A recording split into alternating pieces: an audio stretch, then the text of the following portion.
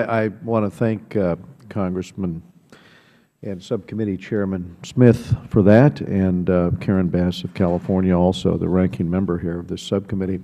And let me begin by saying what a pleasure it is to see Representative Gao with us today, and not only to welcome him back, but to say that his voice is sorely missed on the Hill here as one who spoke consistently for human rights, for religious freedom. And indeed, that brings us to the subject today. The panel that is here has shown a very real dedication, a lot of expertise here in the subject of human rights.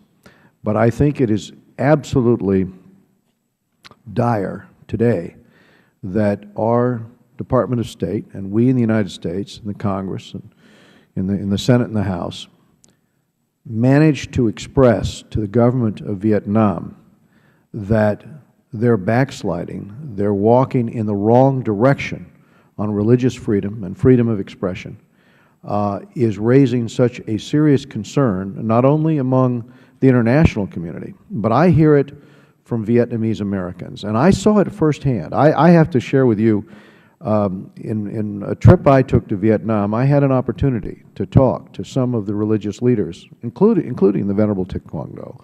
But I talked to several who were under house arrest. Now, one of those was subsequently at one of these religious demonstrations and was beaten in such a way as he was permanently injured. And for those of you who follow these human rights cases and follow particularly the case of religious leaders who refuse to bend to the party in Vietnam, and why do they? Well, as explained to me, as shown to me, the Buddhist texts are rewritten by party functionaries so that they are a small fraction of the original text, but the meaning of the text has been changed. And so when the government itself says, well, we have our own new appointed Buddhist leader that we are going to recognize, well, that's because that individual is willing to bend and change the faith. And the question that I have is that when we took Vietnam off of the country of particular concern list, the deal was that the government in Vietnam was going to recognize religious freedom. Now, that means a cessation. That means ending the process of beating religious leaders, who try to speak out for freedom of religion. That means ending the process of seizing church property. That means allowing all faiths to practice.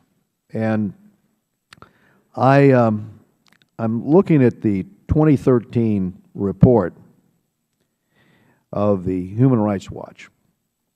Looking down through that, the conclusion is Vietnam suppresses nearly every human right, from freedom of expression, freedom of association, religious freedom. And I think that as we look at the excessive use of force, not just against religious leaders, but also young kids that want to use the Internet in order to gain access to information, to see the sentencing for those that are involved in any kind of dialogue about freedom of expression, and see them locked away for these long periods of time, to see the functionaries of the government beating people with electric batons to break up protests over any issue, including environmental issues. And this has remained the same for many years, but frankly, it's getting worse. Vietnam, over the first 6 weeks of this year, the government of Vietnam have convicted in show trials 40 dissidents. Now, that means in just less than 2 months, the communist government there has already eclipsed the entire total of last year. That's why these witnesses came here today to speak out. It's because things are regressing in Vietnam. And despite this behavior, Vietnam is actively pursuing a seat at the UN Human Rights Council. Do words have no meaning? And in terms of the trafficking issue, which Chris Smith has been involved in for so many years, to hear the individual stories, to hear the complicity of the government of Vietnam doesn't want these stories to surface about what's actually happening to these trafficked victims. And that, indeed, is why, if you complain to the government, you might find yourself in worse shape than if you just suffer through. And the government makes money, in so many cases, off of the abuse of workers. But for the trafficking victims, it is really hell. Their life is a life that no one would ever want to go through.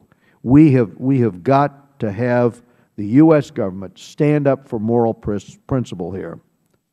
Now, the State Department is heading over to Vietnam for the next round of talks in the U.S.-Vietnam Human Rights Dialogue. And during those talks, I hope that these cases that we discussed today, I hope that our government here in the United States makes it absolutely clear, if Vietnam is serious about pursuing a stronger relation with the United States, well, that's contingent on it starting with one thing for certain, and that is the human rights situation has got to be improved in terms of religious freedom, in terms of these trafficked victims, and in terms of freedom of expression for these young people in Vietnam who want to simply have a dialogue. We can't have these show trials. We can't have this kind of abuse. We can't have these beatings. It must end. It must end now, and I commend the Chairman for holding this hearing, and I yield back.